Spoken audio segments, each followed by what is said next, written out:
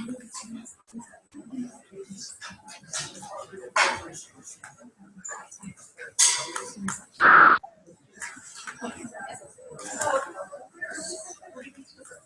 so I'll go ahead and get started. So as you all know, I'm Katie Jensen, and I work for the Foundation for Sarcoidosis Research. And I wanted to take the time today to talk to you guys a little bit about what we do that I didn't already touch on in the last session, and who we are and how you all can get involved. First of all, I mean, you're all already very involved by being here today. That's taking this step toward being an empowered patient is huge, so thank you all for coming. I know we heard a lot from the doctors today, and one of the common things that we heard was, we don't know. And it's unfortunately all too common an answer when it comes to sarcoidosis. And so we are trying to help the researchers answer these questions. And so that's, I'll get into that in just a minute. So the FSR mission, we have a dual focus. The one thing that we do is try to educate and empower the patients. We have a number of tools available on our website. We have patient conferences like this one. And we have a lot of resources that are available to help you understand your disease and to help your family and your community understand what you're going through and how they can help. And the other thing that we do is fund research for sarcoidosis. That part's, you know, that's in our name, so it's a little, it's a little easier. But we're really trying to accelerate the research by bridging the gaps in the field. And what that means is that there's so much that's not known about sarcoidosis. We don't know what causes sarcoidosis, so it's hard to develop a new drug to fight it when we don't even know what we're fighting. So that's just one of the many problems that sarcoidosis has that we're trying to fix. This is our scientific advisory board. This is comprised of some of the best leaders in the field. There's a couple of familiar names up here, Dr. Wonder Drake, who presented this morning, and Dr. Lisa Meyer, she's here in Denver, some of you may see her. And so our scientific advisory board, they guide us and help advise us as to what the gaps in science are, what we can do to bridge those gaps, and how we can help our patients start feeling better soon. So in 2014, they developed the scientific research agenda. And what it is we went to them and we said, what do we need to do? How can we create a new drug? How can we fix this problem? And they came up with these 5 things. And the first one is the animal model. You'll see our mouse there. And we actually were talking about that this morning at the scientific conference. There's a lot of ideas as to how we could essentially put sarcoidosis into a mouse so that we can study it for new drugs, which is one of the things that needs to be done when you're developing a drug. Number 2 is the patient registry, which I'm going to go on about a little bit later here. Number 3 is our endpoints, which there are endpoints in sarcoidosis. There's the 6-minute walk test, there's your DILCO scores, there's all these things that doctors talk about. But FSR wants to create endpoints that are meaningful to you. It's, can I play with my grandkids? Can I walk down a flight of stairs in the morning? Can you walk up a flight of stairs in the morning? Can I get out of bed in the morning? Things like that. Number 4 is our clinical trial network. We actually just launched that this year. And Dr. Hamza here at National Jewish Health is part of that. And so what it is, it's a consortium of clinics around the world. There's 6 here in the United States and 2 in Europe. And we're hoping to grow it soon. And what it is that they will be doing together, they'll be working on clinical studies and trials together, meaning that instead of somebody doing one trial in Ohio and somebody doing one in Wisconsin and somebody doing one in the Netherlands, they're all going to be doing the same trial. They're all going to know what the same outcomes are. And from that, we hope to be able to really start to answer some of these questions. So we'll have a lot out about that soon. We're very excited about it. And then the last one is our patient resource and education program. And that encompasses the education piece that I was talking about earlier, and all of our resources and tools that we have available, including patient conferences like this. So we serve our mission through the patient resource and education program, and also through our physicians outreach program. We know that there are a lot of doctors out there who don't know anything about sarcoidosis or don't know very much. And so we work to educate them too. There's a tool on our website that's called a treatment protocol. And this is a PDF, it's mobile friendly, and you can take it on your smartphone into your doctor's office, and it will tell your doctor how to treat sarcoidosis. And it was designed by our scientific advisory board. I don't really understand it, it's very scientific, but it takes them through the steps of what to do and how to treat this disease, even when they don't really know what it is. We also accelerate research through the Clinical Studies Network, but also through our partnerships and collaborations. We work with the pharmaceutical industry, with academia, with small biotech companies, with government, trying to bridge these gaps in the field. And there is interest. And I will say, I've been working through the foundation for 3 years, and also within the past year and a half, the interest is really starting to pick up. The pharmaceutical industry is seeing that there's a need.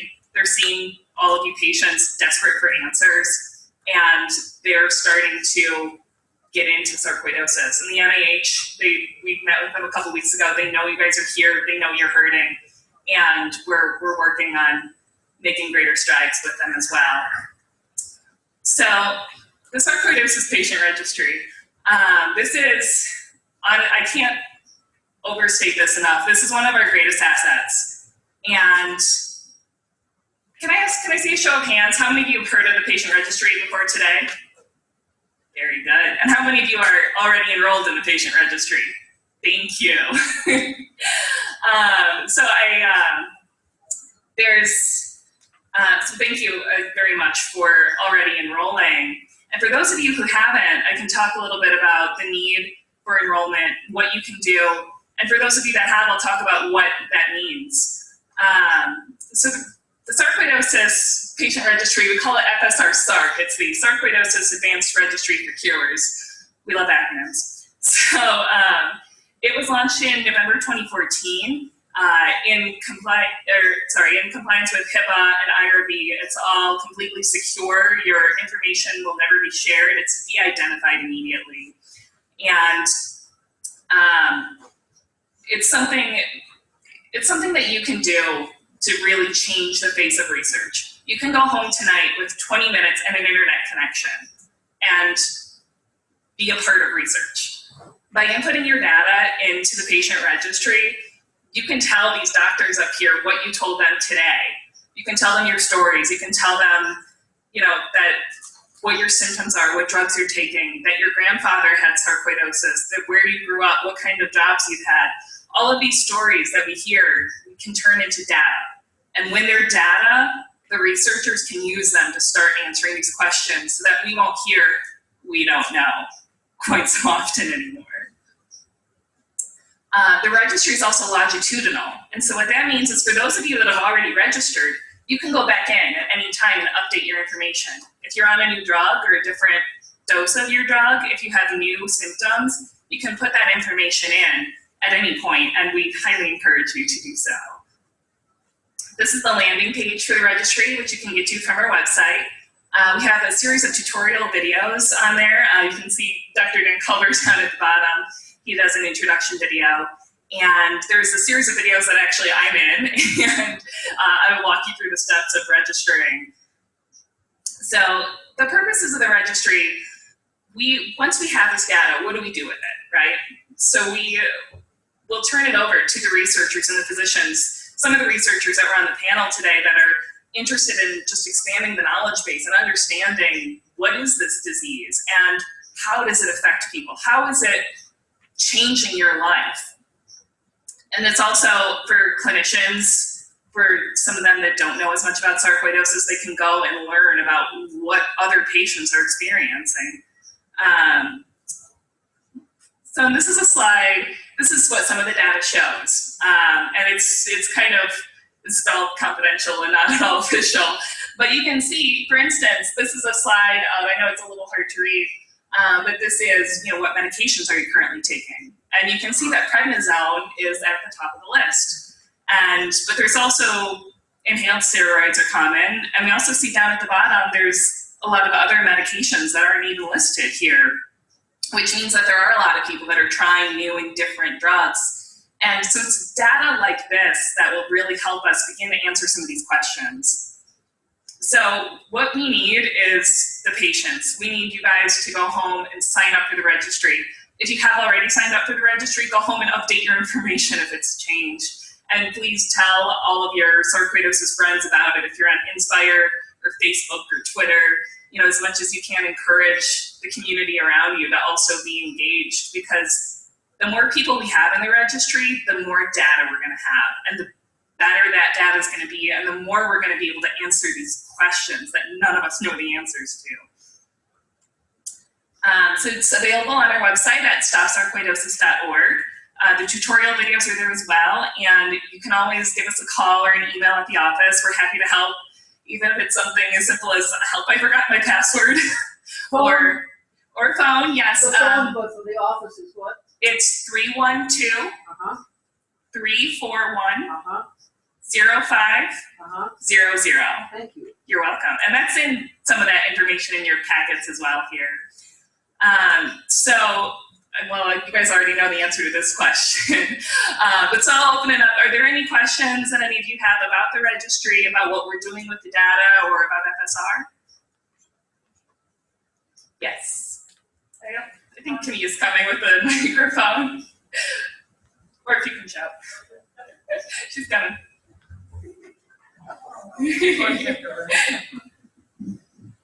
If you're in the process of writing a book using the records, my husband's case from 1978 to the present, does giving the information to FSR preclude the use of the records for him, or how does that work?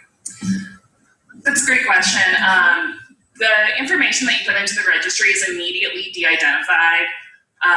We do ask for your name, but frankly, and since the doctors aren't here, I can tell you this, you could lie about your name if you're not comfortable with that. The researchers will never have any way of connecting what you put into you. And it does not preclude you from any clinical trials, any publications, anything like that. I will say, one thing I forgot to mention is that one of the questions is, are you interested in being contacted for a clinical trial? And if you answer yes, then the FSR staff will contact you about clinical trials that may be happening in your area, and that can be a great way to get involved as well. Any other questions? Okay, go home and sign up for the registry, please. Thank you.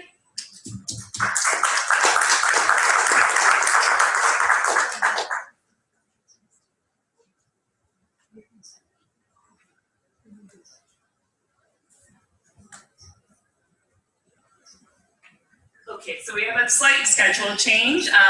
Dr. Sakit-Ku, who was on the board earlier, she will be presenting soon. She had to run back across the street for presentation. So we are going to move ahead with the patient engagement session first. And Camilla and Daniel will be coming around passing out flyers for that right now. So bear with us, and then when Dr. Sakit-Ku does come back, we'll probably do her presentation and then return to the workshop. So thank you for bearing with our schedule changes.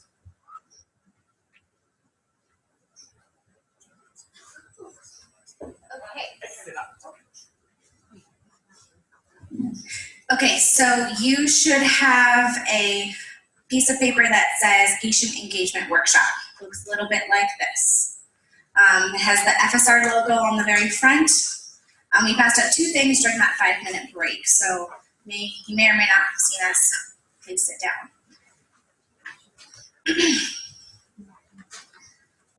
So I hope that you've located that. This is our opportunity for you guys to get to know each other, for you to make faces to names. I'm not sure if anyone is a part of our online Inspire community, but there are 23,000 plus members on that site. Okay, well, looks like Dr. Sakit-Ku is here. Put this away. There is another piece of paper that we passed out at break, and it is 2-sided with lots of questions about symptoms. This is part of her session and workshop, so If you have not filled that out already, I encourage you to do so. She wants to include it in part of the workshop. So I think you just hold on to them and she'll explain what to do with them. So just take some time to fill that information out and we'll have Leslie come to the front.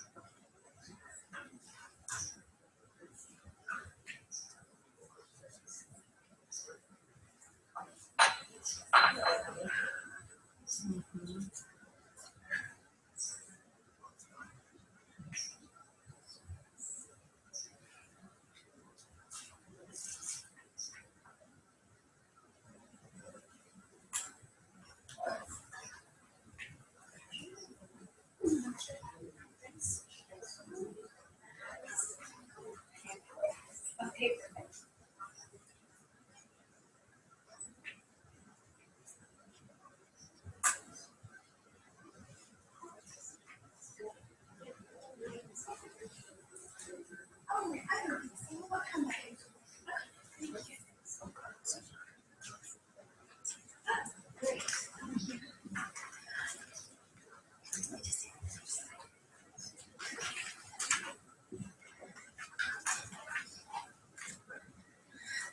Good afternoon, everybody. It's so nice to be here. I'm sorry I'm a little bit late. Can you hear me? Yes. Okay, good. It's just like at home where everybody can hear me.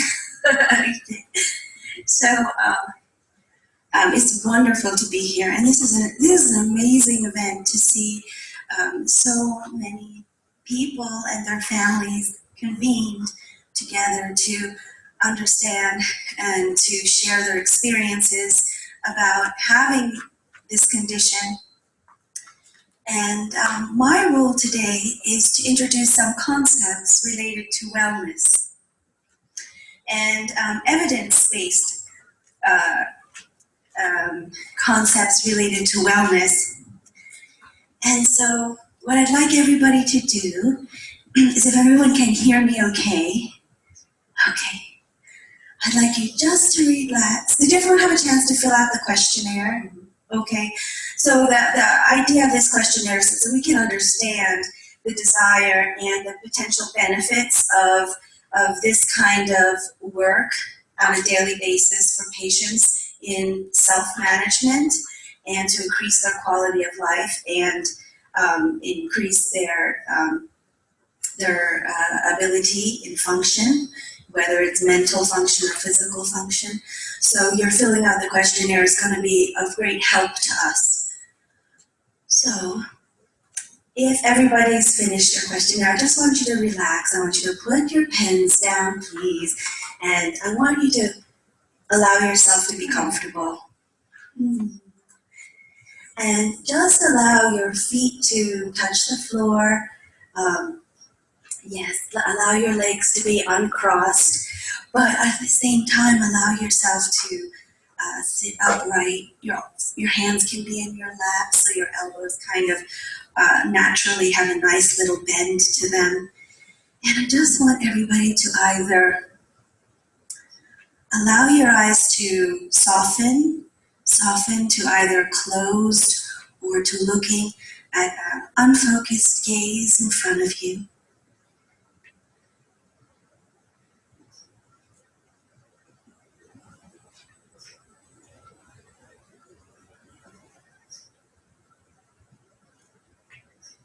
And now allow your hands just to rest on the top of your belly.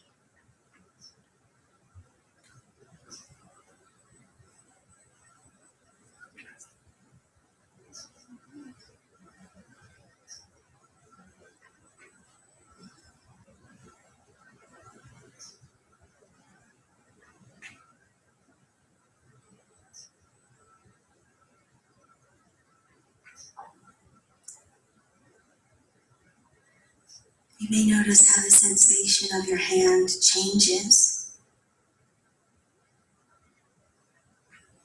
as the belly rises and falls.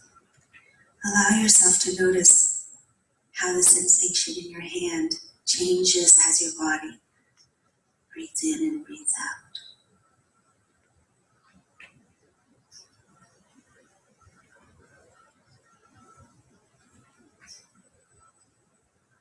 Just allow your mind to rest on that sensation.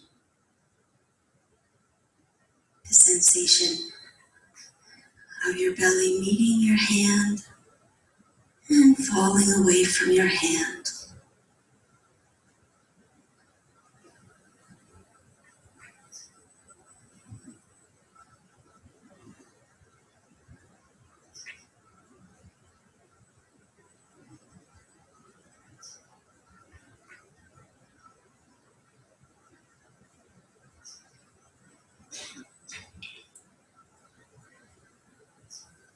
Now let your mind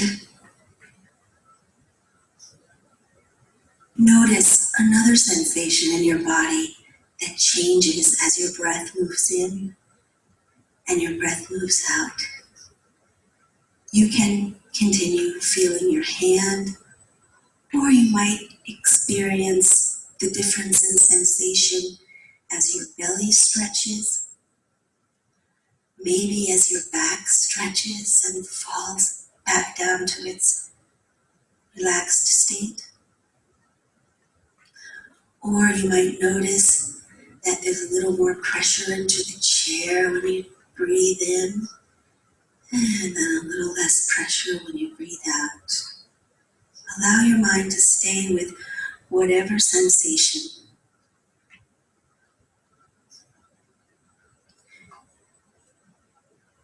And it's okay if your mind wanders, because that's the nature of things. If your mind wanders,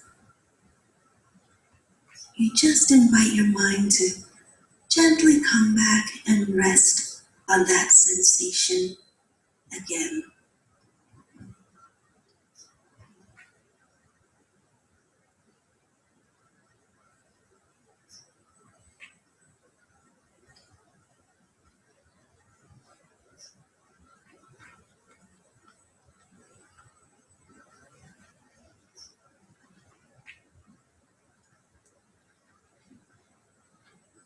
And you're going to notice that sensation for 3 more breaths. And when you're ready, you can allow your eyes to gently open in your own time.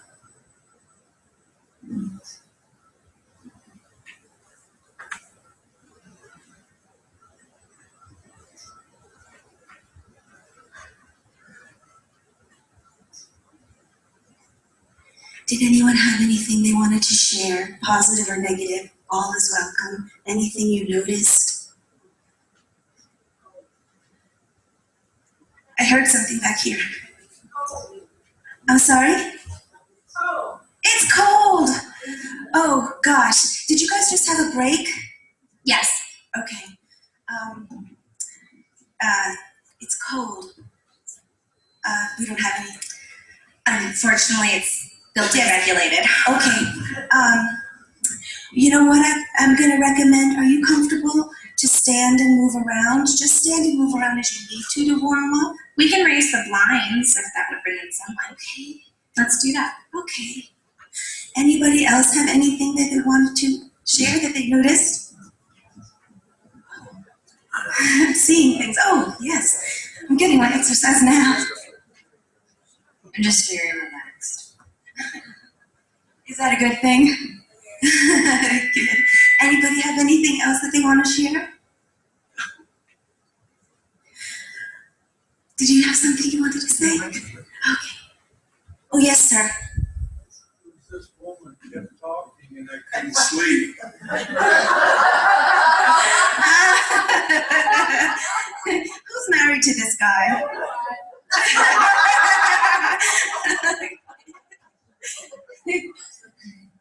Okay. So we're going to talk about mindfulness, and mindfulness is a technique. It's a technique that's evidence-based with a lot of your tax dollars, with billions of your tax dollars, in fact, that has shown repeated and iterative efficacy and robustness. So what we're here to do today is not to be meditators, but today is just to plant the seeds so that you can continue to grow a practice if you'd like, not as a meditator. And this is not a spiritual or religious intervention, but you sure do feel better around other people when you have a good muscle at this, I guess. And the purpose of these exercises are to build this muscle of attention, which helps us to restore ourselves, helps us to manage our function so that we can actually function more optimally, whether it's mentally or physically. And be in a good response place when we're living a very stressful life full of many stressors of which, for most people in this room, are biologic stressors.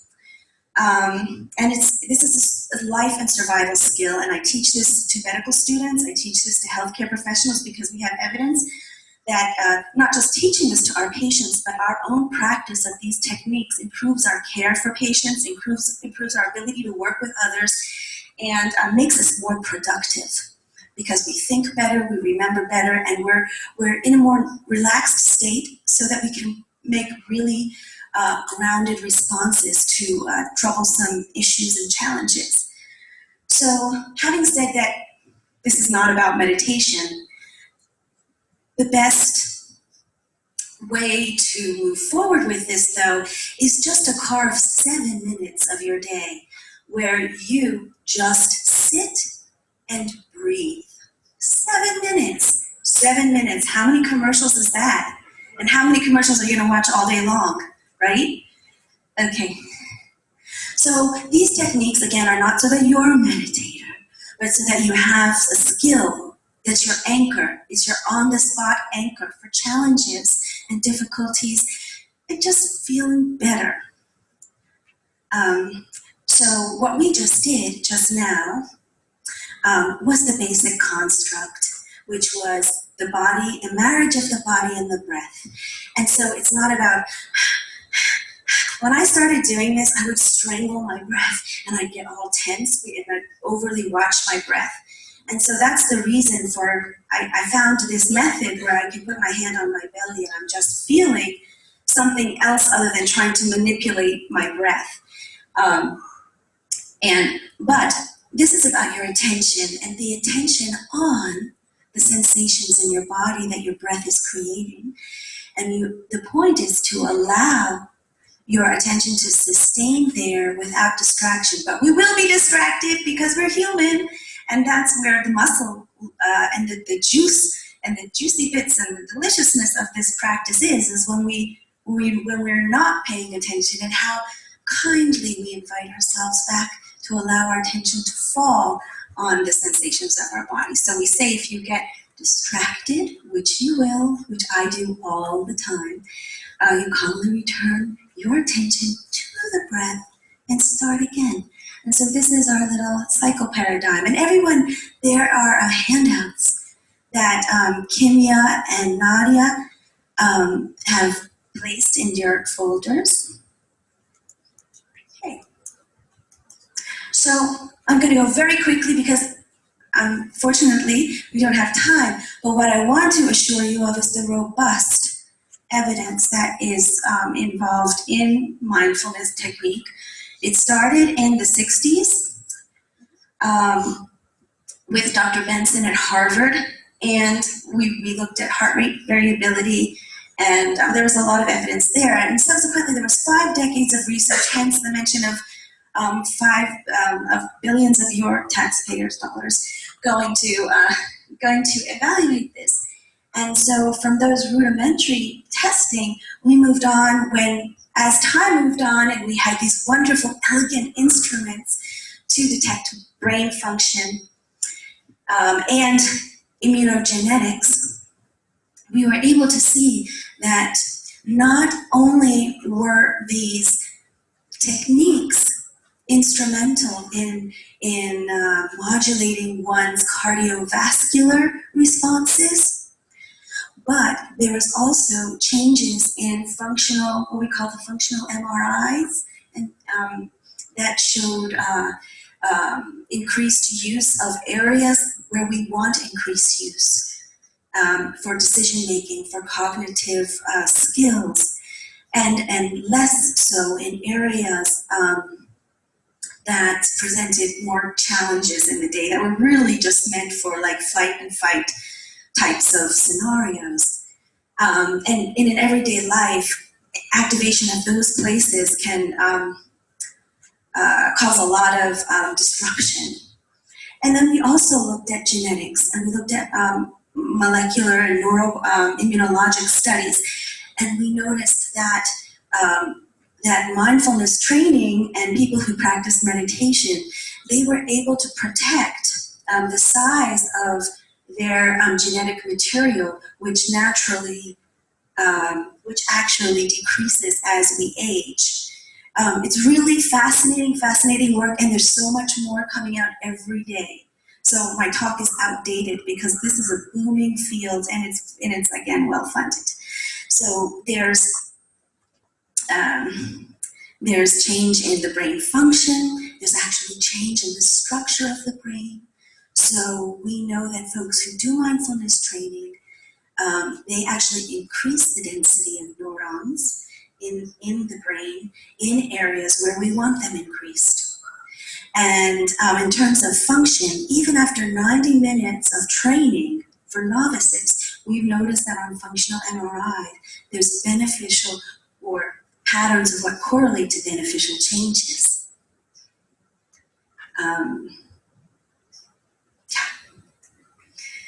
But I'm not going to, I'm not selling the Brooklyn Bridge. So, it will help Homer, but it will not bring him back to a full brain size. So do you know the word stress? We use it all the time, that word stress. But the gentleman who is a Nobel Prize winning scientist, he coined the word stress.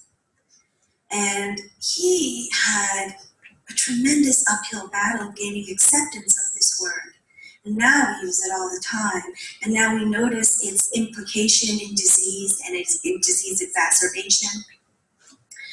But he was remarkable, and he persisted, and his initial work led to all the work that we see now and the work that Dr. Benson had done in the 60s. So what Hans Selye had said is that stress is life, and life is stress. So, we hope to live in a kind of Disney World enchanted life, but really nobody has that. And it's how we navigate, as you all well know, how we navigate the challenges whereby we can find and amplify the joy in our life and the productivity in our life. And so he talked about it in terms of biologic stress. So every second our bodies are producing cancer cells, the healthiest of people, cancer cells, little blood clots, but our bodies are regulated to balance. And so our bodies take care of it, and our bodies restore those balances. And so he pushed it further and extrapolated this to the mind as well. That in a healthy functioning mind, we are going to be, just like our bodies assaulted by cancer cells and blood clots every second, we, as a matter of course of life, are meeting challenges every second, every minute, every day, some bigger than others, some not. And if we have certain techniques that we hold on to, we can easily float ourselves back to this place where we feel centered and restored, and we feel like maybe we're closer to our best responsive selves. And they support the mind's desire for health is how one of his disciples put it. So in terms of patient care, as I said, I teach this in our universities at Tulane and at LSU, and the students are now learning to teach it to groups in the community as well as patients. The data that we have on chronic illness and terminal illness is remarkable, and it's repeatedly found to be robust, and that is in terms of managing things like nausea, insomnia, fatigue, cognitive disruption, depression, anxiety. And these studies were first done in patients that had cancer. And then a whole other arena is using these exercises in addiction medicine. And so again, the signal is clear that these techniques are very good for helping somebody be in a place of readiness to handle the challenges that confront one after another when you're dealing with an addiction. And its effect on the immunologic disease, of which there are some very nice NIH studies that have been done. And I already spoke about that last part. Okay. So, can everyone just stretch a minute, because we should never be sitting for too long. However you want to move your body gently, or if you want to stand up, please stand up, because we're not meant to be static. Our bodies need to move. And I'll just continue, and you guys sit down whenever you like, whenever you're ready.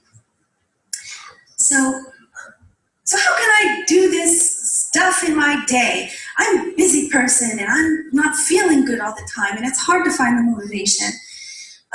Well, okay, we already talked about that, those 7 minutes that we can put aside each day whenever is best for you, where you just sit and breathe. That's all that's asked. But we can also do a few other techniques throughout the day. So, for example, you're sitting here right now, and I tell this to the medical students, they have to sit through so many awful lectures. And I was like, for each lecture, if you just sat there and just noticed your breath, not that you were meditating, but just noticed the sensations your breath was creating in your body for 20 to 30 seconds, whenever the impetus struck you. And then there's another technique called the 3 purposeful breaths. Oh, that's when you recognize that I'm going to kill somebody. I'm going to break that finger out in a moment when you're driving, oh my God. So like when you're frustrated in traffic by rude drivers, when someone's cutting you in line, or someone's just too damn rude to believe it.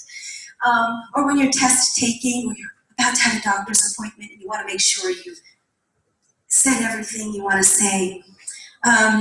This is a technique I shared with the medical students, and it's basically 3 purposeful breaths. So it's taking those 3 breaths and noticing the sensation in your body as the breath cycles in and cycles out, and your mind softens, allow your spine and your body to soften. And this is all in your little pamphlets, by the way. And then the sleep wave is another technique, which is described in the pamphlets. And again, it's really just listening to your breath and the sensation of your breath as you're lying in bed, and you just go off. And then noticing the small things in your life and taking pleasure in the sensation of those. Okay. So I'm going to ask you again, if you guys are willing. This is a nice technique that's been used for several decades.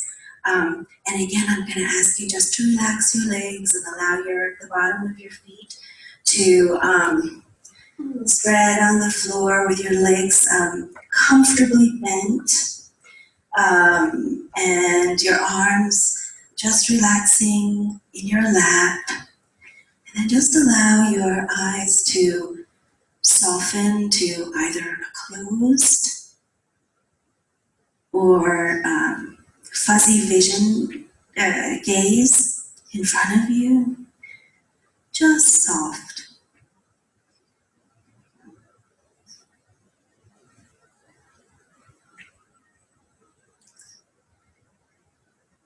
Now allow your mind to rest its attention on your right foot. Your right foot.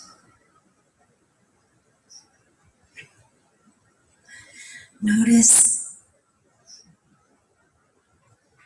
if it feels colder or warmer than your left foot. Is there any pressure on the foot? Maybe from your over-tied laces, or if you're wearing open-toed shoes, can you feel the air on that foot?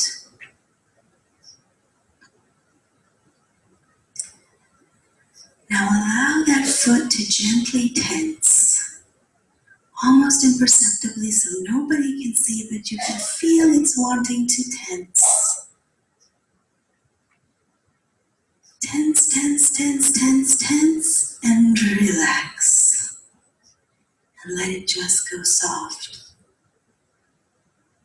And notice that there's a whole cascade of sensations that happen. And notice how they change with the flow of the breath in, the flow of the breath out.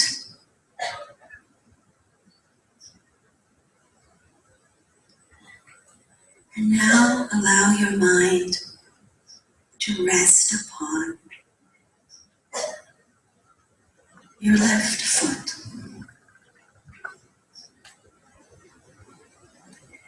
Notice any sensations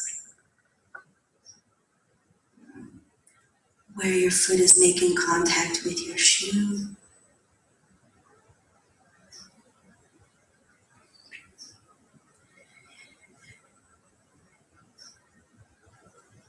Any temperature differences. And allow the foot to gently tense, almost imperceptibly. But you know your foot is tensing, tensing, tensing. And it softens. Notice the cascades of sensations that follow one after the other as the breath moves in and the breath moves out.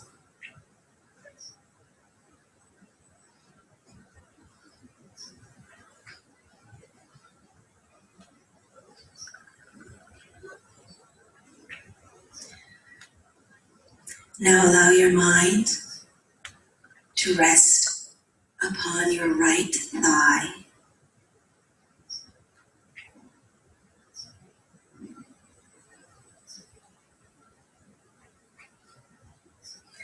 Notice the sensations or pressures, the sensation of fabric, temperature, whether it's cool, warm. And allow your right thigh to tense. And it tenses, tenses, tenses, almost imperceptibly, but you know it's tensing. And tense, and relax. And it softens. And notice the cascade of sensations that follow on. As the breath moves in the body and the breath moves out, the sensations change and how they change.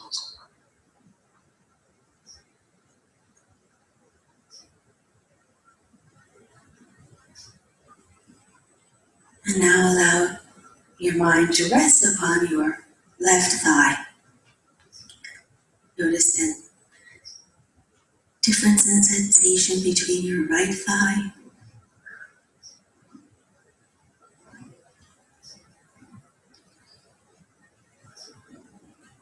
Notice the pressure on the chair, maybe the fabric pulling across the thigh. Notice how the those sensations change with the breath in and breath out. The sensations change again. Might be a stretch, might be a softening. And now tense that left thigh. Tense, tense, tense, tense, tense it. Tense and relax. And now allow your mind to rest and notice the sensations and how they're in flux of change as the breath goes in and the breath comes out.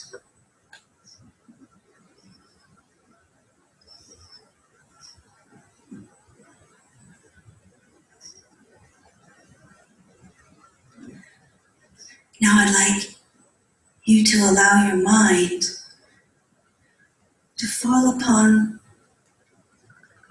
the meaty muscles around your neck, the humps of your shoulders. Just allow your mind to rest and notice the sensations there.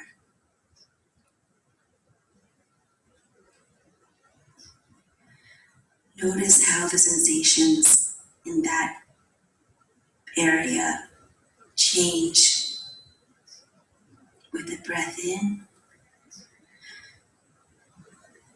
the breath out.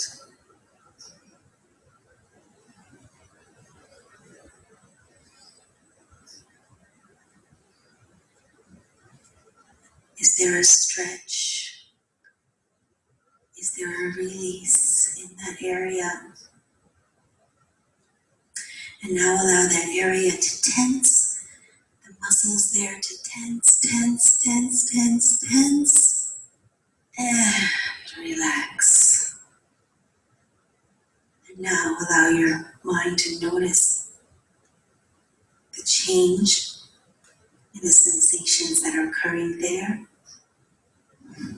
as the breath moves in and the breath moves out.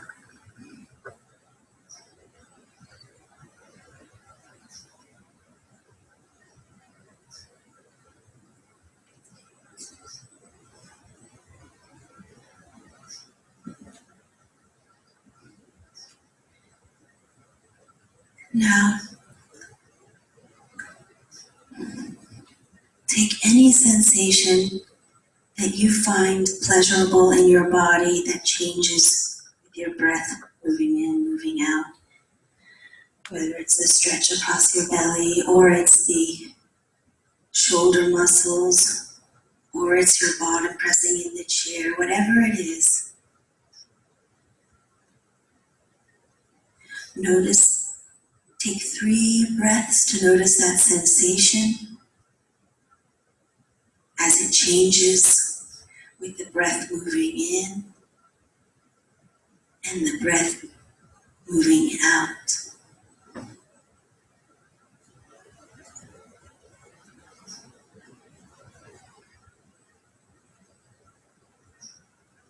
Three breaths in your own time.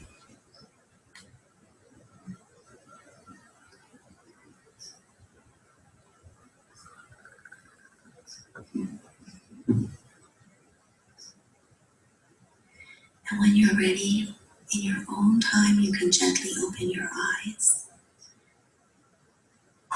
and focus back here on a Saturday in Denver on the University of Colorado campus. Would anybody like to share any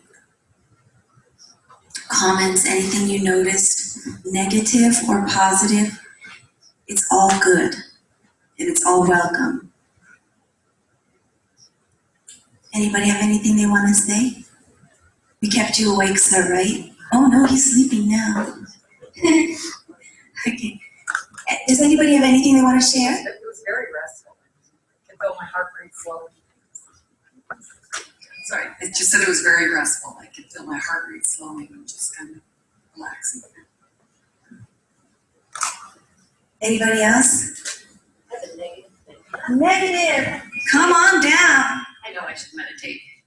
No, we should. This is the first time I ever noticed this because probably I have pulmonary involvement, is that when I do breaths, it reminds me that I have weak lungs.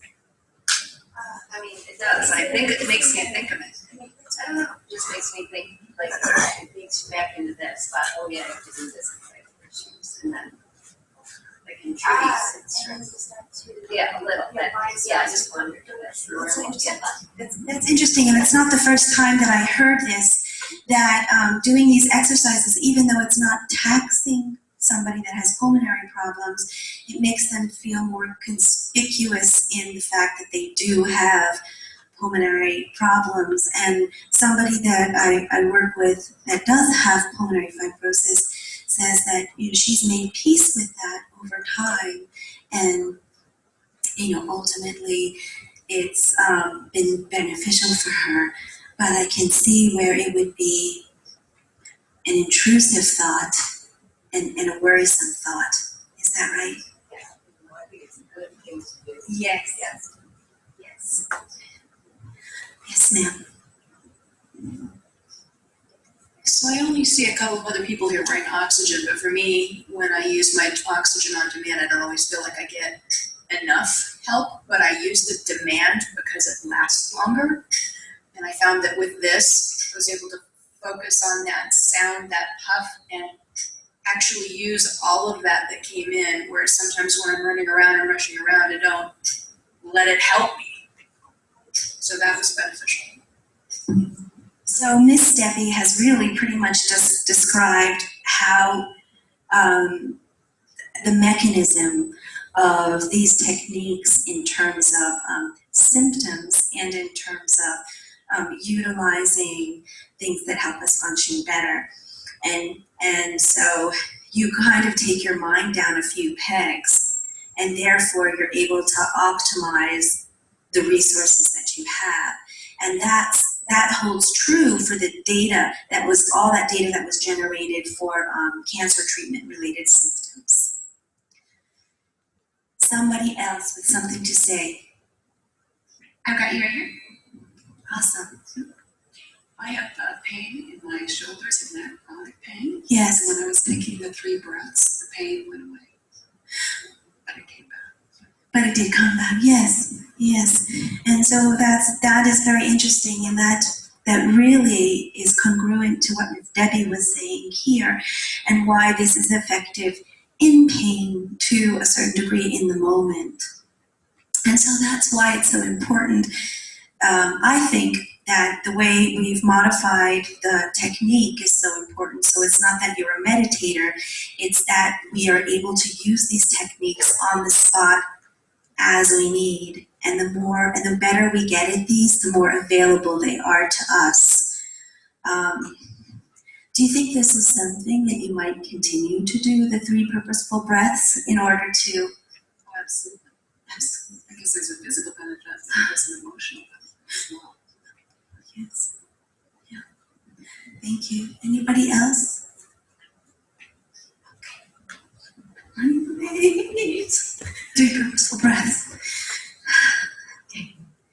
So very quickly. So mindfulness is composed of 4 pillars. We have just been exploring the foundation pillars, the most important ones.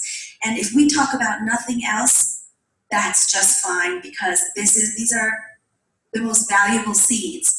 The next 3 components are recognizing feelings and emotions, because feelings and emotions can derail us. Disappointment, dejection, embarrassment, feelings of failure, anger, And so we allow our attention to fall on, first of all, we recognize that we have, this is the theory, that we're experiencing an emotion that is, could lead to us falling off the tracks. And then we notice we notice what that emotion, the sensation that emotion is creating in our body. We all know that whatever emotions that we feel, there is a congruent, and it's all different for everyone, where we feel anger, whether it's like this, whether it's our jaw, whether it's pressing our back out, where we feel embarrassment, where we feel joy, and when somebody makes us feel good, and how our muscles feel so. So those are all emotions. And the reason that this is the third pillar is because the emotions oftentimes lead to our minds racing because we feel bad about those emotions for some reason, whether we feel bad about the situation that generated the emotions, or whether we are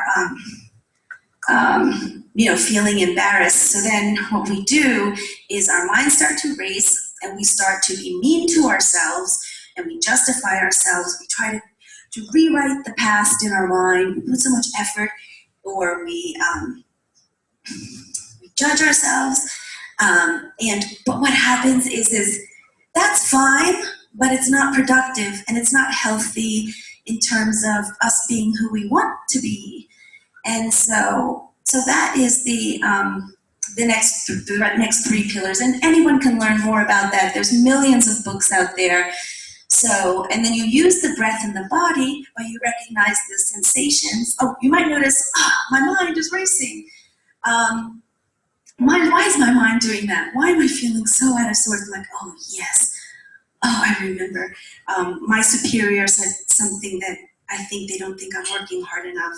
And how that feels, and then how that feels, and then you take your mind and you allow it to notice that sensation, and then you allow that sensation, allow your mind to notice how that sensation changes with your breath, and all of a sudden you're back in your body, but you have to maintain it. So it's a cycle. Emotion, intrusive thoughts, notice the emotion. Notice the sensation that the emotion creates in your body. And then notice how the breath changes that sensation. And then we go around. Okay.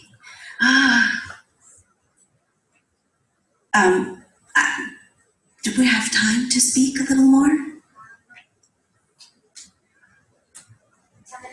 10 minutes, perfect. That's perfect. Thank you so much. So when you are living with a chronic illness, such as sarcoidosis, we experience a lot of stressors. Very important that we consider sleep. We're focusing on ourselves in terms of nutrition and maximizing other ways of wellness. And there are some pamphlets in the red folders that you have there that precisely, or maybe better than I'm talking about it now, talk about it. But the one area that is very important for symptoms of sarcoidosis is movement. And we know that patients with sarcoidosis, 70% of them, as we were talking before, will experience fatigue. And a very good percentage of them will experience muscle weakness, and also intolerance to exercise and exertion. And it gets worse over time if we're not careful, and if we don't know we don't know the resources that we are for ourselves, if you see what I mean. So, we're going to talk about movement. So one thing that I want to stress, I really, if this is one thing that you leave with, this is a wonderful thing, is one point, is that any movement you do, every little movement that you do, I'm talking about just doing this, and then, or standing up. We know when you stand up, if you can stand up, that action alone just standing up I'm talking about, nothing more. It causes a cascade of enzymes that start to break down cholesterol, start to emit molecules that relax the blood vessels, which is important in blood pressure. So I often try to express to my patients that I know you're feeling tired, and when you're at work, you're probably pooling all of your tasks so that you only have to walk once across the office. But I would encourage them to take each task and walk them individually, because we're not meant to be sitting. We're meant to be moving, and when we move, our bodies are producing molecules that are identical to the same medications that we use in diabetes to lower blood sugar, the same molecules that are in oral compounds for cholesterol, blood pressure, inflammation, and there have been beautiful studies in autoimmune diseases that show a pool of studies, beautiful studies looking in every which way that the impact of exercise on autoimmune disease and the areas that autoimmune diseases affect, such as the muscle, but doing mild exercise routinely, mild exercise is the equivalent, and that does not mean you don't have to take your methotrexate, but the expert advocate statement is that it is on par with treatment such as methotrexate. You build new and healthy blood vessels, just mild, gentle movement, fortify bones, muscles, reduce pain, and reduce anxiety and depression, and all this is well shown. We also know that it improves brain size, brain function, cognition, productivity, generally maximizing your function. It decreases, so in addition to softening your muscles, it also emits neurotransmitter, which are chemicals that affect the way your brain perceives things, and so you don't perceive pain the same way. Oh yeah, endorphins, that's what it's called. And when you move, you have better sleep, and even though you're moving and exercising, it reduces fatigue. It reduces fatigue. So then the issue comes to this. I feel like I'm talking so much, but the pamphlet is right. So these are meant to be folded. You can fold them or keep them the way you would like to keep them. So this is it. How can I exercise safely when I have a chronic illness, when I have an autoimmune disease, when I have a cardiac disease, when I have a pulmonary disease, when I have musculoskeletal problems such as damage to my joints? So I share this because it works, and that is that when we move, it's completely fine, number one, to move gentle and mild, but when we initiate the movement, and it doesn't matter what we're doing, whether we're walking, whether we're raising our arm, whether we're turning, whether we're opening a car door, try to allow the mind to allow the movement to initiate in one place. Where do you think where do you think the movement should be initiating, guys? Mind? Mind. Yeah, I guess that's true. Okay, after the mind. Oh. You're too smart. Sorry. I wonder what you were like in grade school. Don't ask. Okay. I'm an only child. Oh, That makes it that's it. So it's the muscle. It's the belly of the muscle. And this is a performance concept for athletes, for competitive athletes as well. When we allow a movement to initiate in the muscle, meaning the sensation is initiated in the muscle, and you might have to just think about, first of all, maybe think about the skin first, and then it becomes the muscle type of thing. But when we do that, we keep, number one, we're keeping the impact of the movement out of the joint, right? So it becomes safe for people that have musculoskeletal damage. Number two, we're heightening the opportunity to tone the muscles. And when we do that, then the muscles strengthen, and when they strengthen, we have muscles all over our bodies across every joint. And then those muscles become stronger, they work as shock absorbers, and again, we know that that decreases inflammation. So even if I'm running to my car, I could be running into my knees, but if I think of this, it's not just muscle, guys, but if I think of this delicious big muscle right here or here, I can walk without my knees cracking. If you see what I'm saying, because the impetus of the movement is coming from another place. But the thing is that that's a practice and that's a training, and then you just have to allow your mind to think about that as you do any kind of movement, even brushing your teeth, and imagine the different muscles in your body, and then you start to get it. But that's going to mean that sometimes in order to make that connection, when you're whatever exercise you're doing, that you might have to do it a little slower at first, so that you can allow the connection with that sensation, if you see what I mean. So let me just ask if anyone has any questions, because I know that's a little bit. Okay. So it's a sensual experience. So moving is a sensual experience. It's not a beating down on your joints, right? It's a sensual experience that engages the muscles. And then, so pain is wrong, and you should never feel it in your joints when you're moving, and, unless you have a significant amount of damage. But even if you do have pain constantly when you're moving, these techniques will help to take the impact off of those painful joints as you continue to develop the tone in those muscles. So pain is wrong whenever you're moving. So I advocate for my patients, I advocate for them to dance, and they love dancing, and then they get their whole families to start dancing with them for 15 minutes a day, and to connect with these concepts. And many of my patients are disabled.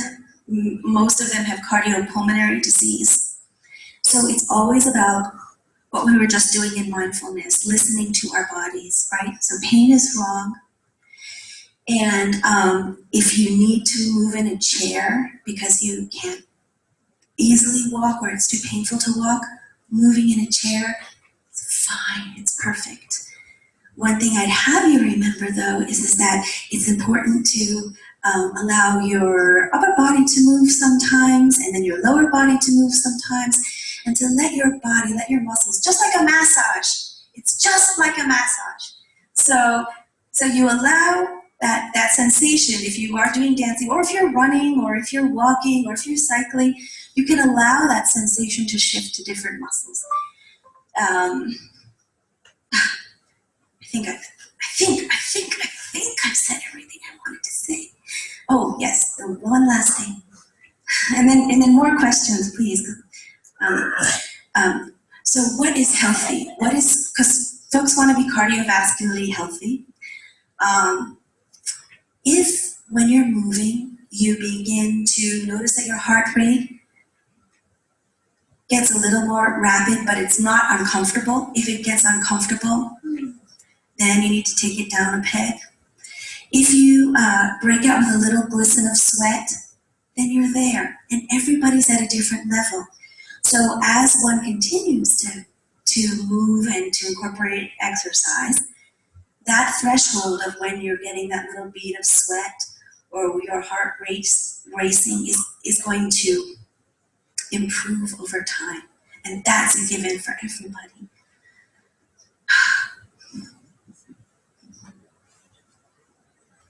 That's it.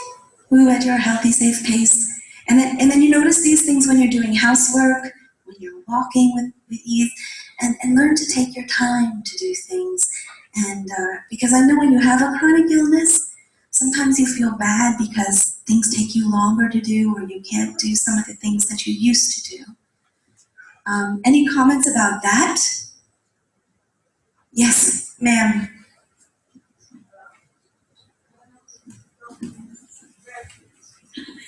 I'm sorry? Oh, stretch. I sit and work and read and type all day long, and I get awfully stiff, especially across the back of my shoulder. And nothing beats stretching. Yes, and you can apply all of these principles to stretching, where you listen to your body and you don't let it go into your joint. So when you stretch, you feel maybe a little tug in the tendons, but you never let it get into your joints. So, okay. All right. So I think we're just about time. And, oh, what were you going to say, Camille? Okay.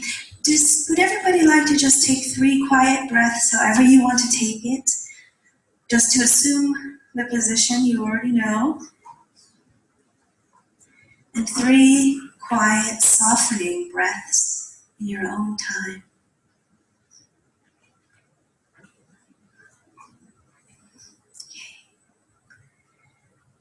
Thank you very much. And I guess I can collect the little. Oh, are they leaving now? No, but they can Nadia or we can collect them down the aisle. Oh, let's collect them down the aisle. That's okay. Yes, if you guys could just pass the pamphlets to the center, and I'll have Nadia collect them down the center. Oh yes, the other side, please. Yes, indeed. Sorry. The other side's important. And thank you very much. This was a really lovely experience. Thank you. Thank you, Dr. Sakeko. Appreciate your mindfulness. We sit here all day, so this is a good time to move your body, which is exactly the point of your talk.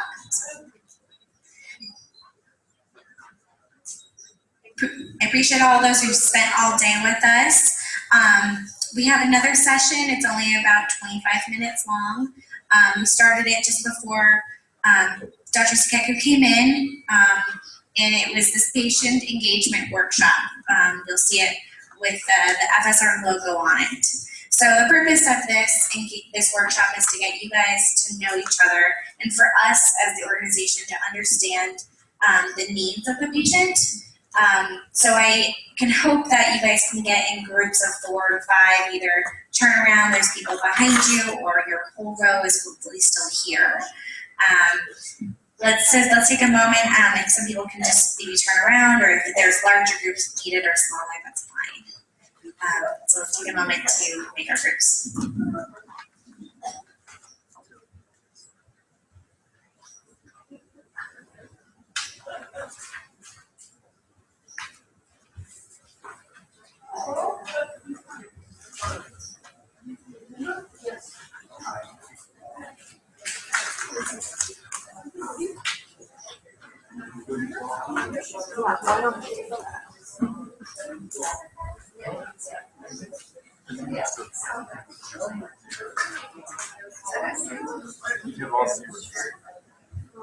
Can I take this from you as well? Perfect.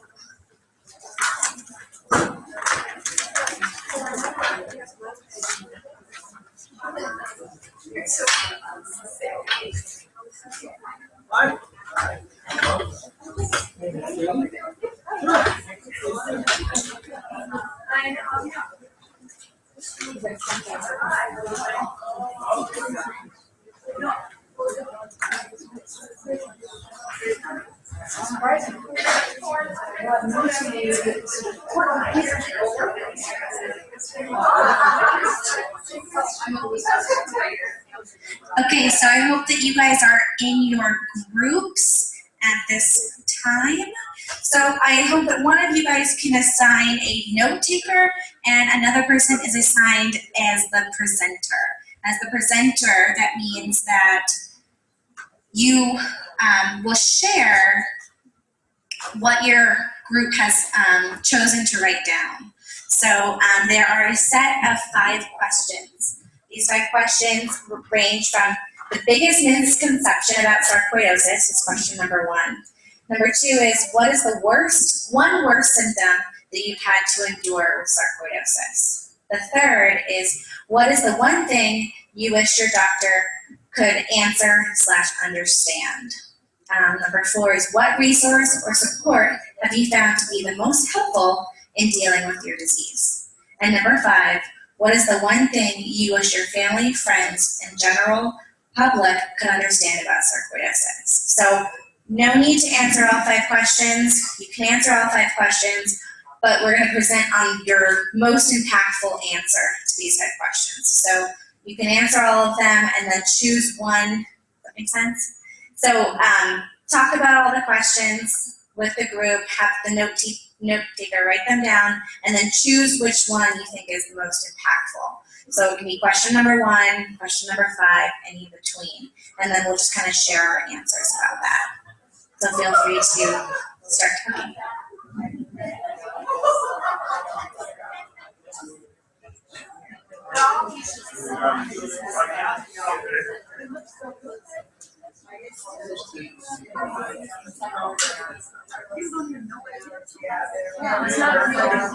Basically, you're not hurting it. Yeah, you don't want it. You don't have to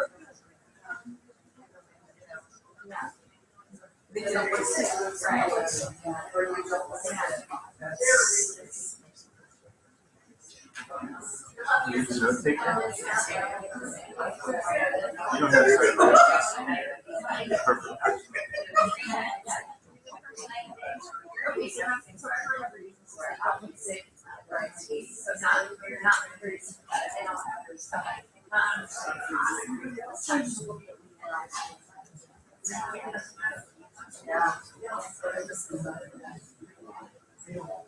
You guys all have.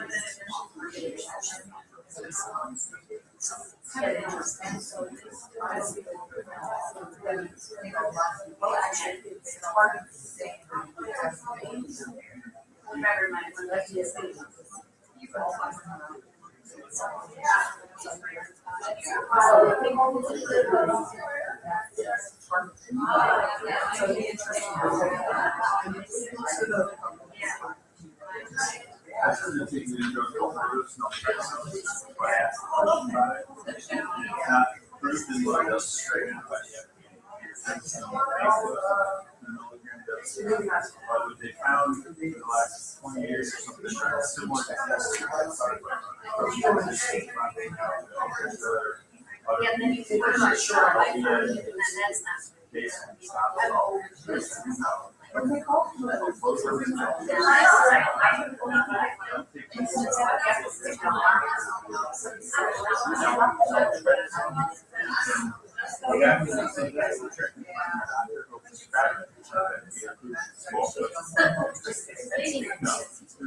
nobody's studying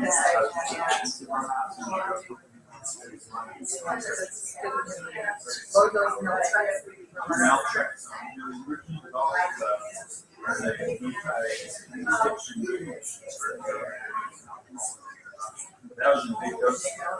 You don't really get very clear cut answers. When I'm Relatively 50 milligrams.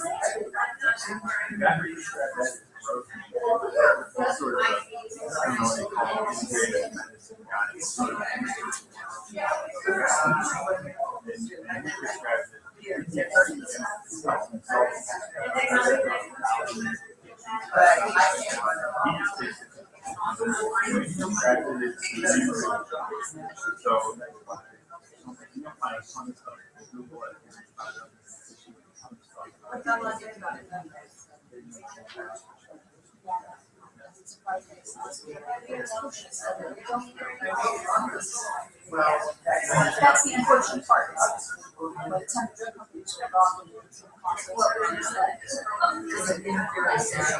No, so I also see Dr. Cantor. Yeah, that's And I asked him about it. Because one's, that was a mispressing, and then that one's a regulator or modulator, so it's hard to tell how they work. Was it in a You want to bring it up to the full dose.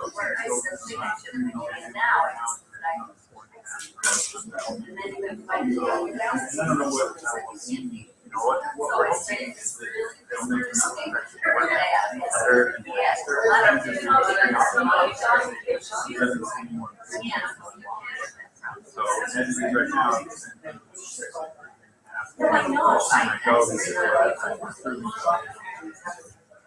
as soon as that stops, and then hopefully,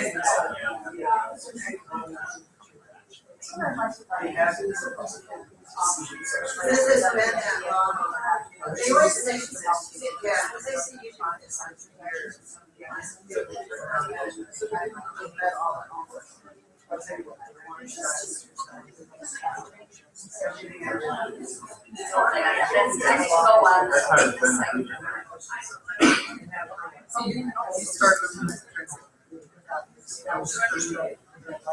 yeah, so at first they're seeing he monitored for a year. I am on it, I'm never been and I don't use it. But I will use it.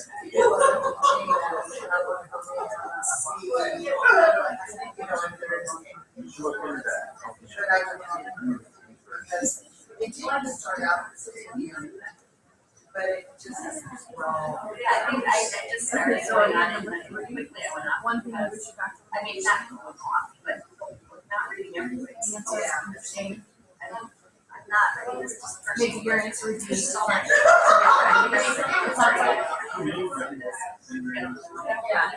So, I just thought it was too, I mean, everyone here has like because it sounds like some people in the audience are interested. We have, you know,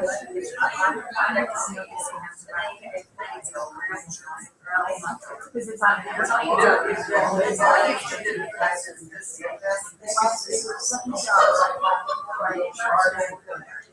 yes.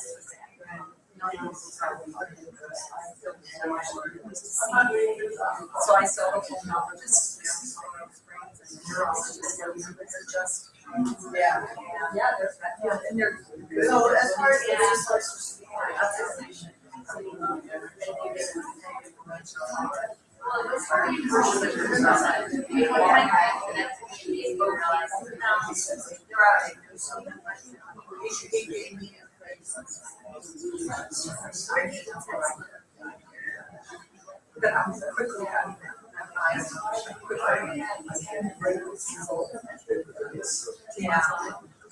we actually have several for their competencies, but I have doctors in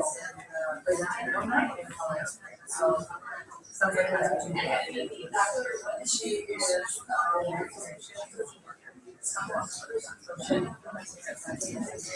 Okay, guys, it sounds like some good discussions are happening. I hear lots of unifying things, which is really exciting.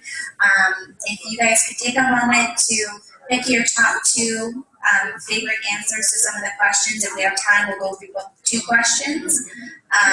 So just take a moment to choose which ones you think the rest of the group would really kind of resonate with. So, and then we'll go ahead with the back of the room and we'll kind of move forward with what some of your top ones are.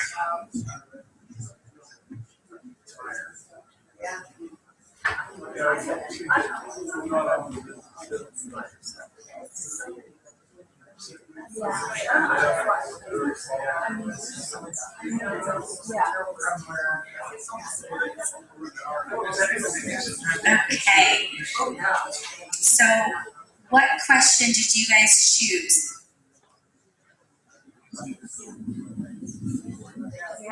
Okay, so hi, I'm Alan. This is my group. So we had a kind of a hard time with the microphone with choosing just one of these questions, because I think we talked through all of them, but I think we spent a lot of time talking about a couple of them. So thank you. So I think one of them was, it's just me, number 5. So number 5 was the one thing, and we had a hard time coming up with one thing, because what we came up with is no, it's just a lung disease, or you don't look sick, right? Or no, it doesn't cause pain, you can't be in pain, right? And we also talked about one thing that we all seemed to agree upon from a symptom that we had was insomnia, which we all kind of agreed with almost immediately. So I think for us, those were the two we talked about the most, but it was a nice conversation. But you don't look sick. I have a feeling we're going to hear that a lot. Okay, group 2, who is our speaker?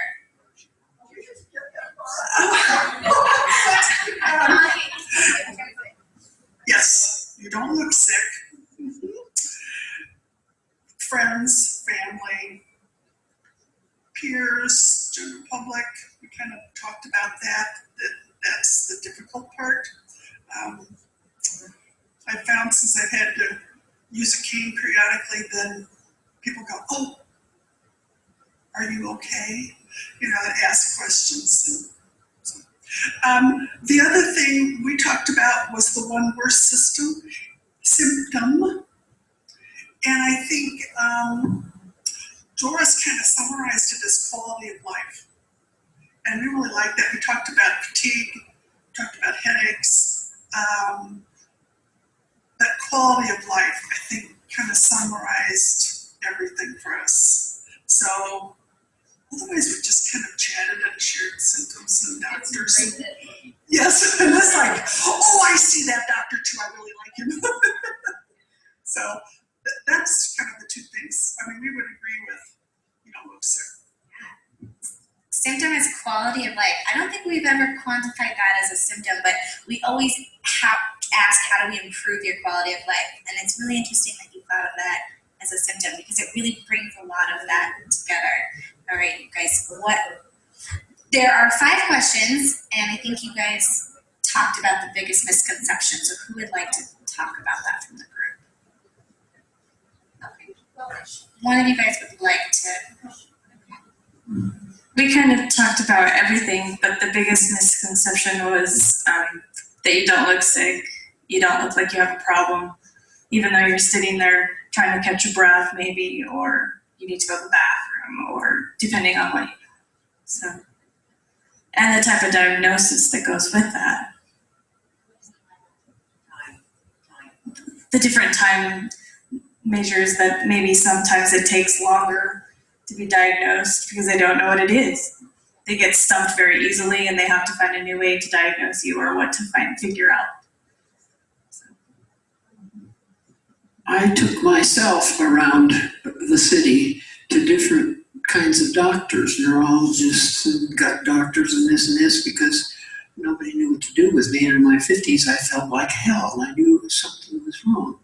And it wasn't until I hit Betsy Ritchie, a doctor over by Lutheran, that they figured out that with a creatinine level of 7 and a few other things going on, that she diagnosed it. And then I teach piano, and I happened to teach the wife of Dr. The head of the psychosocial department, and she was instrumental in getting me over to National Jewish, and then Dr. Meyer, and that's the happy end of the story. Yeah, we hear that a lot too. We, from the registry, the data, and just patients that we talk to, it's really sad, but unfortunately, you get misdiagnosed a lot with cancer. I don't know if any of you guys have had that. Dorothy, I think, has had that, but a lot of people have been misdiagnosed, gone through treatments, gone through certain things, and the length. People can get diagnosed within a month or like 6 years. And unfortunately, it's not uncommon. All right, I'm going to go to the biggest group we have. Who is our speaker? Yes.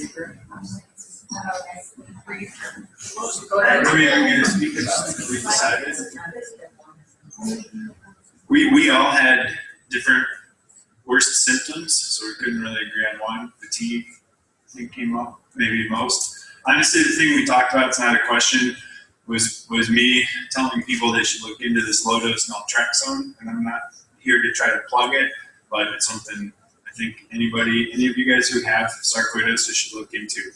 Just Google it and you'll find all kinds of stuff about it. It's called low-dose naltrexone. Is that a TNF inhibitor? The way it was described to me is as an immune regulator.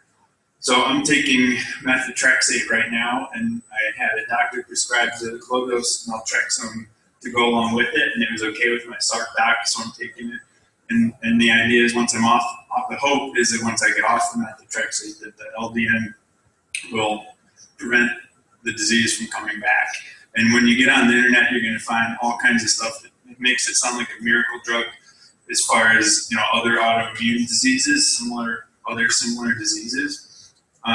It's FDA approved in high doses, but not low doses, and that's the issue you're going to find when you talk to your doctor about it. And that's why these guys, when I asked the question, they didn't know anything about it. Say it one more time. Low dose naltrexone. So the drug is naltrexone, N-A-L-trexone. Nel or Mel? N-A-L, yep. And it's FDA approved in big doses, like 50 milligrams. I'm going to be taking, starting on Sunday, first dose of what will be my final. I'm ramping up right now, so I'll be on 4.5 milligrams. It's a little tiny dose, and it's been around for a long time. There's very few side effects, like insomnia occasionally, 1 out of 10 people is the way I understand it, and vivid dreams, and I haven't had much of either one of those. And it's something that the doctor who prescribed it to me said I'll be on it my whole life, but because there's no side effects, so there's no reason not to be on it. He takes it himself, and that particular doctor says he's prescribed it like 1,000 times. He's got 1,000 people taking it and has seen no long-term side effects. It's been around for a long time. I think it was FDA approved in the 80s. So there's a lot of research on it, but nobody's looking into it for this because it's one of these drugs where the patent expired anyway, blah, blah, blah. Just look into it. That's probably the thing we talked about the most. Can I say one thing? They talk about the worst symptom. I think this is the worst thing that we have to deal with is our insurance. Is anybody else having insurance problems? Getting things covered, being able to go to the doctors you need to go to, all of that. We haven't talked about that, but it's getting increasingly bad. Yeah, that is another very interesting symptom, but it's a great symptom. I mean, it's something you guys all struggle with, and it's a constant battle that, you know, is having to be fought because some of these drugs aren't FDA approved, you know, and Acthar is the only FDA approved drug, so it's really difficult. All right, guys. Hello. I think our worst symptom would be worry. It seems there's just not enough information out there to satisfy me and the group. It seems so. The place we seem to go naturally is concerned for.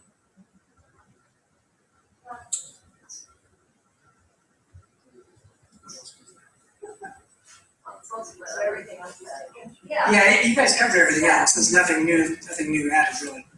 So, yeah, you don't look sick, so. Well, that is interesting, and you know, all of you guys had a unifying report. That's what Craig said. So it's you are all on the same page and you're speaking the same language, and now we just need to have everyone else hear that. So thank you so much for sharing this. And Katie's going to wrap up. So there is a scientific term for this, and it's called burden of disease. And if what the insurance companies, what the pharmaceutical companies, what the government, what everybody wants to see is, what is the burden of this disease? We know that it's all of these things. It's worry, it's sleeplessness, it's I can't get my drugs, it's all of this together, it's pain, it's all of these things, and all of that together makes up the burden that this has on your life.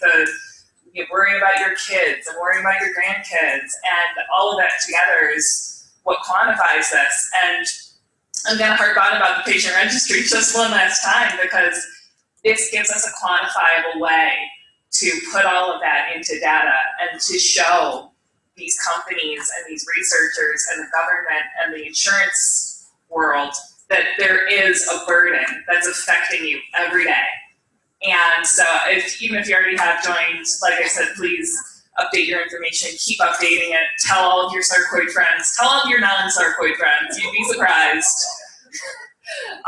We often find, people who sit next to on an airplane have sarcoidosis if you talk to them long enough. So, so I just want to let you guys know that it is a quantifiable thing, and that's part of the reason we had to do the exercise today is that we wanted you to know that there is something being done here, and we just have to prove it.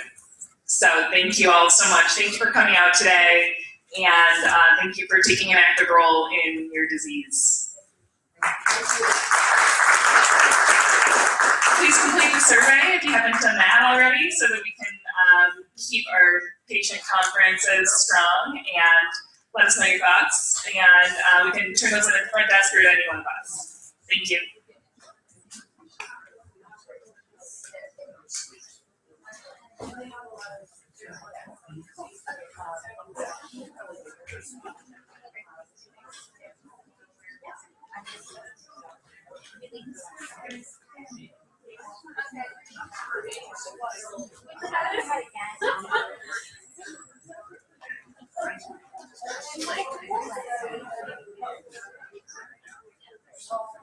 Okay. Okay. Oh, yeah, you're in the car. So that's yeah.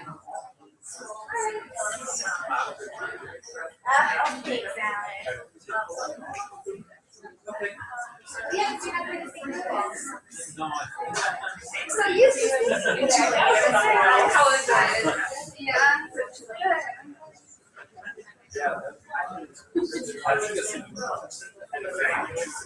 Oh, okay.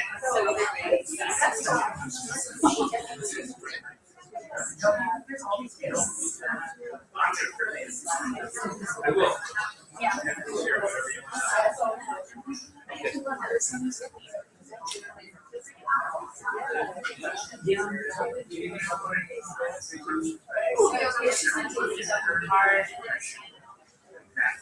Okay, all right.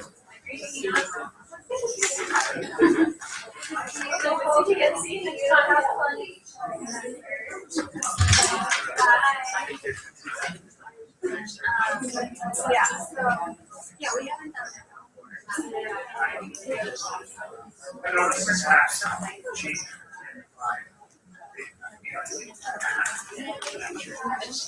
I don't know something. Yeah, I can take you down,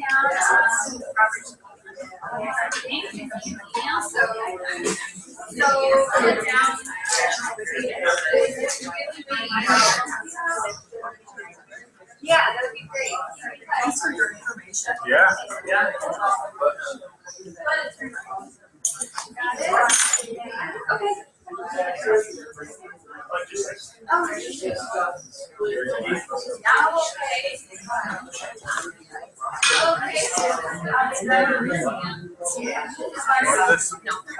I think it's over.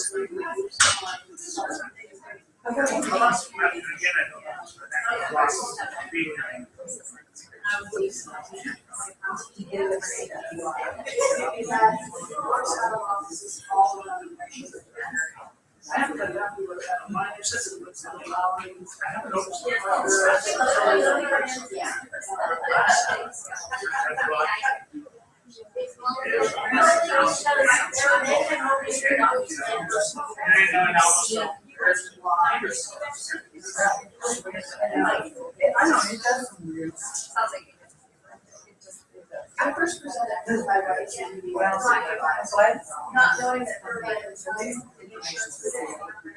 Yeah.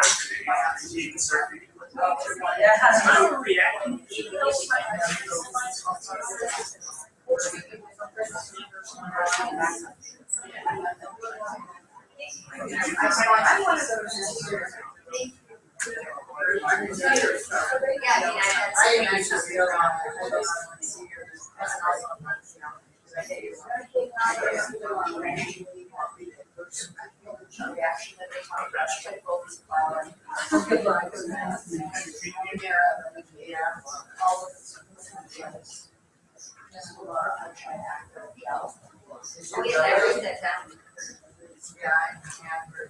Absolutely nothing. No, I know. You know what I put on mine? I think we should have put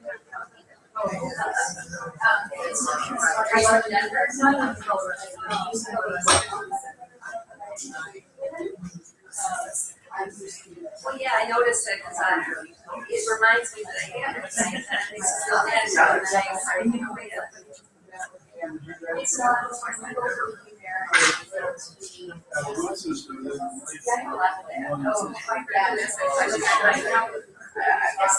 I wonder when I mentioned it, the doctor said like something else. Yeah, I'm pretty sure I did.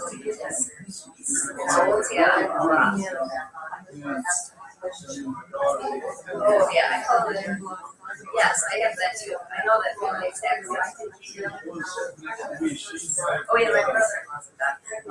Why did I get cancer? Because I had a structural problem, and so I think I was confusing symptoms, and now that I see what's what, I realize that's part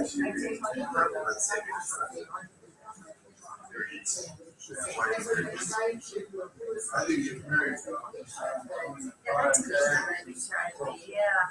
to meet up.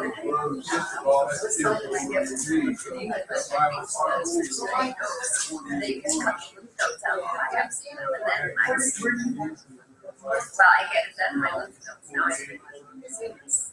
get skin, and I keep getting like after the surgery, I'm more lymph node, then they got it's not right now because I've done so much pregnancy. It's funny that I have osteoporosis. So I thought, I have these patients say, you don't have any lung.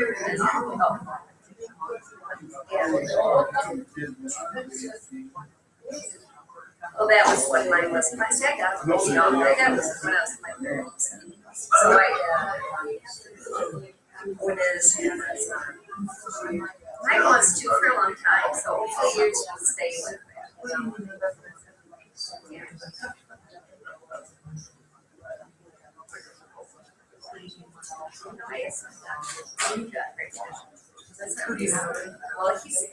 I had a lung doctor, and now I don't want to start with that. And now we're growing some pulmonologists out here. It's just gotten so hard. Like I have to wait months now, and I used to have to wait in right away. So, I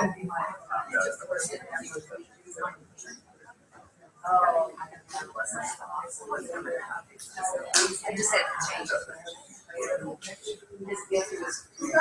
And I was right.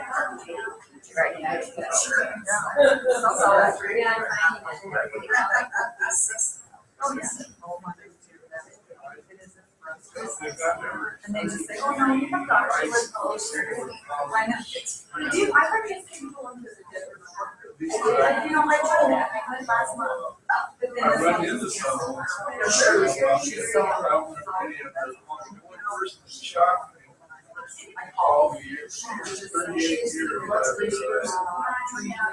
It's just the problem that I have with it is just that I live in Elizabeth, and she just drive with close. So that's the only good thing I do. So that's the only reason I have, but I think that we're gonna have to talk about it. Yeah, he called me. He was feeling real guilty. I said, hey, really wasn't here. Yes, you And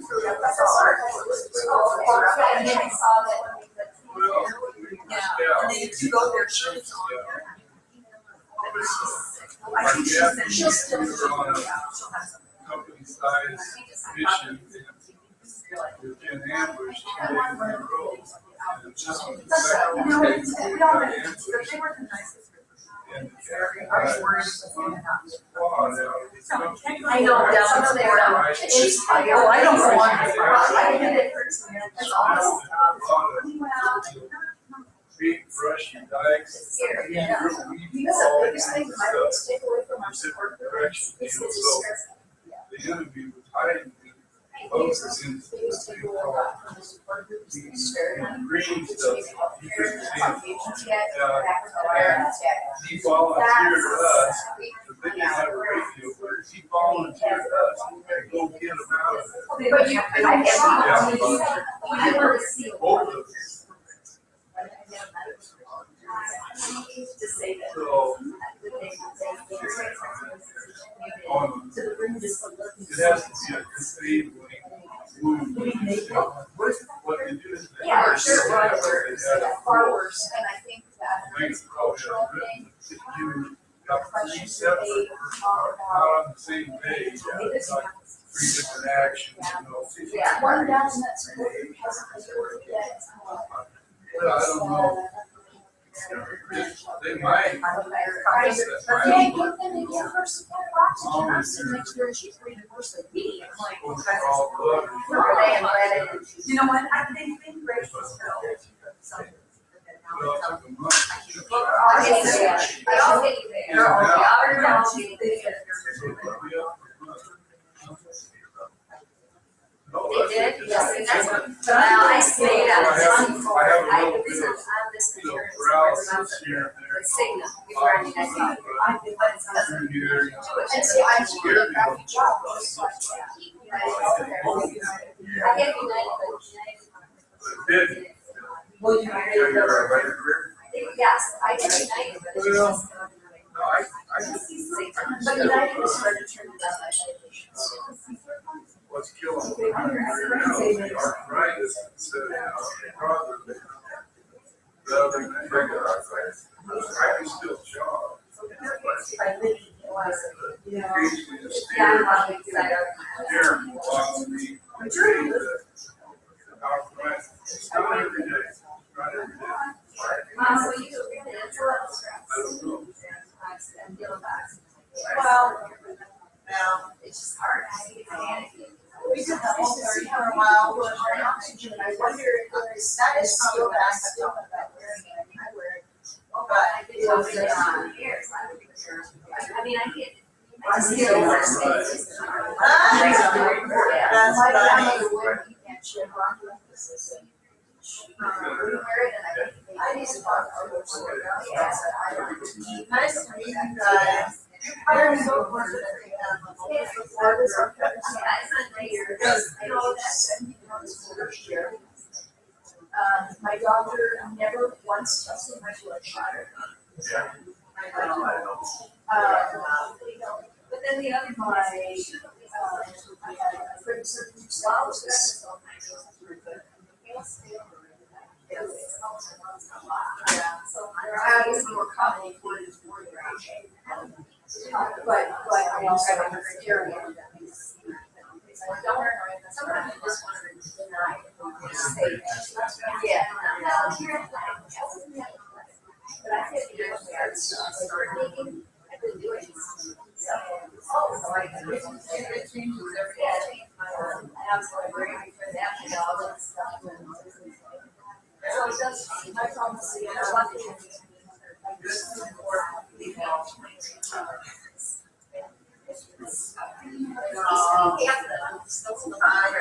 Good luck, every day, you don't run into again. Yeah.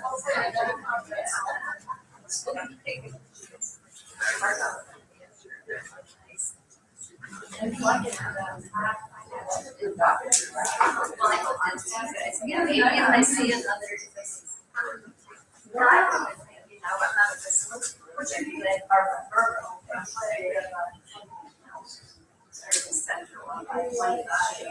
Yeah, because I live right on I-25, and that's not hard to get to. But I'm from the south.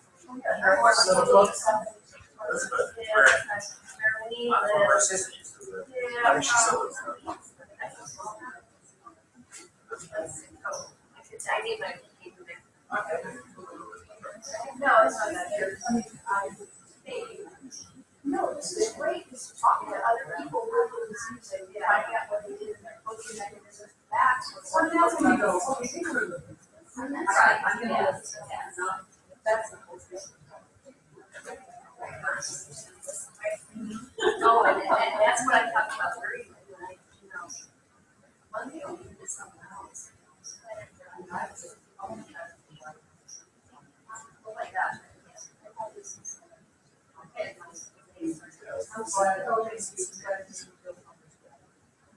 I mean, you know, I can answer on my own.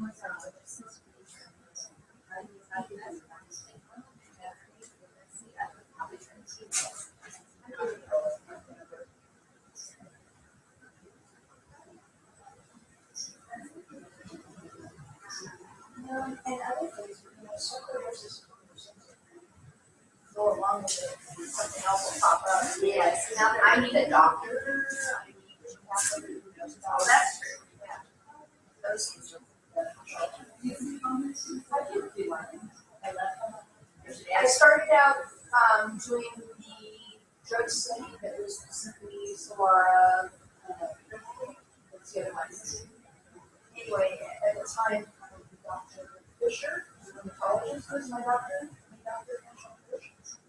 And when I saw Dr. Hoffman, I was like, well, it makes more sense for you to manage my care than the rheumatologist, since I have more, hopefully I'm more pulmonary. I have a pulmonologist, but she and I was Actually, I did have a pulmonologist there and I left. So I actually had Dr. Hannah. Oh, I had Dr. Good and I looked. So they got the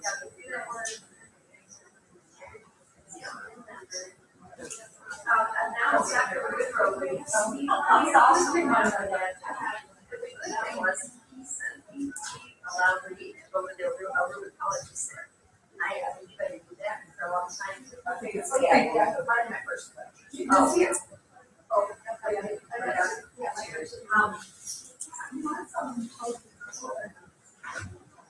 Yeah, see, what happened to me is I got Raynaud's and then they said lupus and I didn't. So now they're trying to figure out what they separate out. Yeah, separate out. But then they tell you it's like sarcoidosis. So it's going back. Yeah. But you know, that didn't. They are all related. It's all, I think Crohn's disease, like, the more they're seeing genetic stuff, my nephew has Crohn's disease and my brother-in-law's doctoring. And they do a lot of gene stuff, and there's finding over that. What's the more? When you get older, it's when your hands turn yellow and you're like so old, they don't have circulation. Oh, that's what I'm starting to get. Yeah. Hands will turn yellow, fingers will turn. Yeah, and you'll do it that way. Yeah, but then, if it's a lupus and older, you're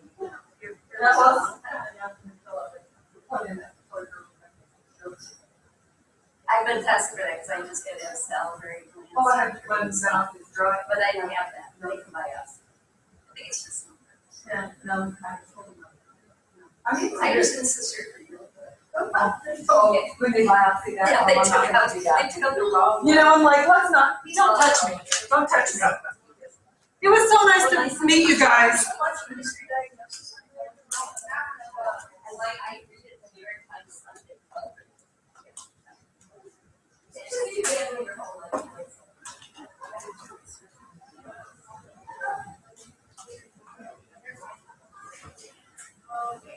Oh my goodness.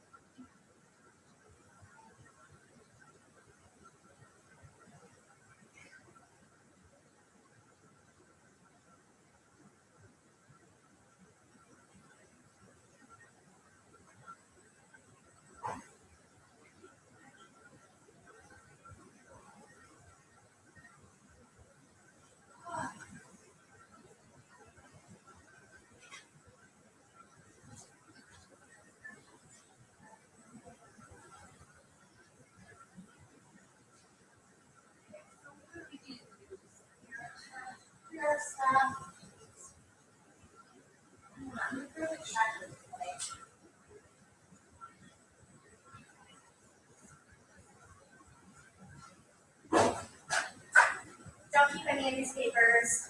These? Oh, the little yellow line. Alright. Are these empty? Yeah. And like we could save them, it's just more work for us, and then they'll get damaged on the way back. It's just like. Okay, but you're sure there's nothing on them? Go check it out. Okay.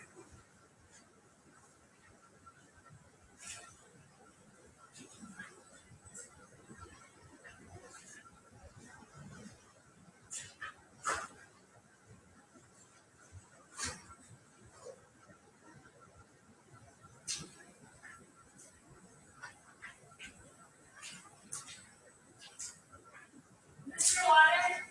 None of this.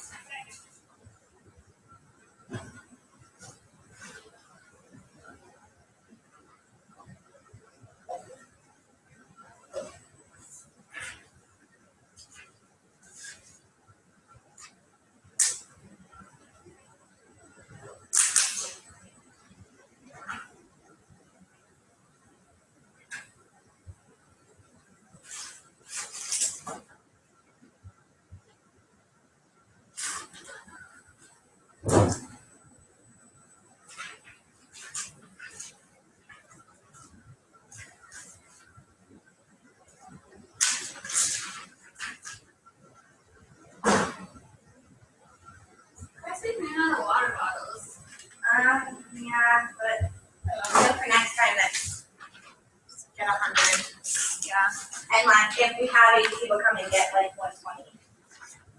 Yeah, okay. I think it's just one of those things that like, I don't know. I'll take this. Okay.